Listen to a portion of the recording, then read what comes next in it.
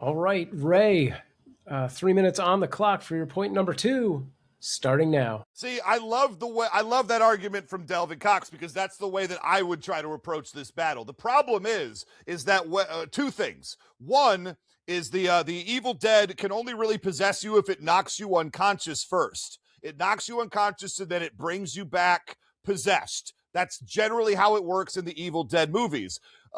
But also, I just don't think that's going to happen. They have to separate them, and then in the middle of a musical number, because let's keep it real, there will be a K-pop song happening throughout the entirety of this battle. It might be being fought against by the Army of Darkness bagpipe music and March of the Dead theme. I don't know. But let's talk about the weapons right now, because the other thing about the Evil Dead is that the way that you defeat the Deadites is you got to dismember them.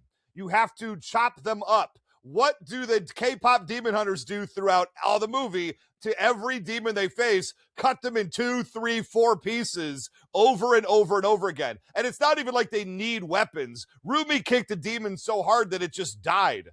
It just straight out exploded. But whatever. In the bathhouse fight, and I think this is a great example, is there was a giant horde of demons that showed up to fight the K-pop demon hunters.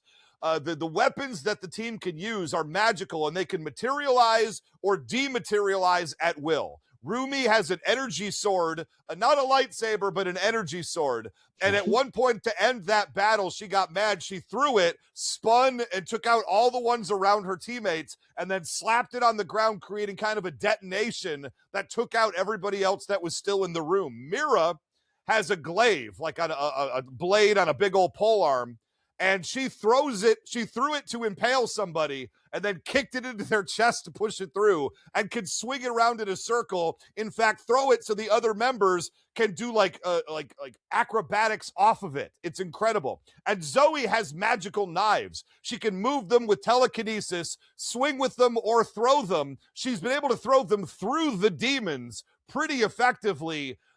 She can also throw them and then dematerialize and then rematerialize them so she doesn't have to go pick them up every single time she throws them. Big deal. And you did bring it up. I talk about Rumi a little bit more because she's like a cut above the other ones because, spoiler alert, she's half hunter and half demon. Her parents were that. So her power level has a higher ceiling than the other members of her team. When tormented on stage by the demons pretending to be her friends, right? That they were gonna threaten her with her secret. And you're right, Delvin.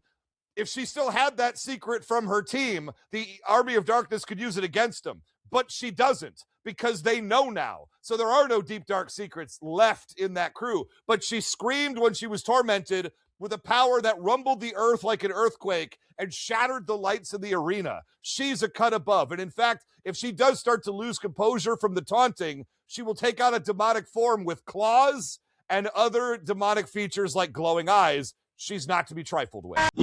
All right, Delvin, you have 60 seconds on the clock to deal with your half-demon hunter and all of those weapons, starting now. Correct. She overcame that fear of that. But they also each member has other fears and other things that can be exploited. Like the one that you were talking about with the nouns, can't remember her name right now. She's afraid of not being included and being alone and things like that. The other one is insecure and having hard issues with trusting people and things like that. And those things can be used to exploit those other demon hunters as well.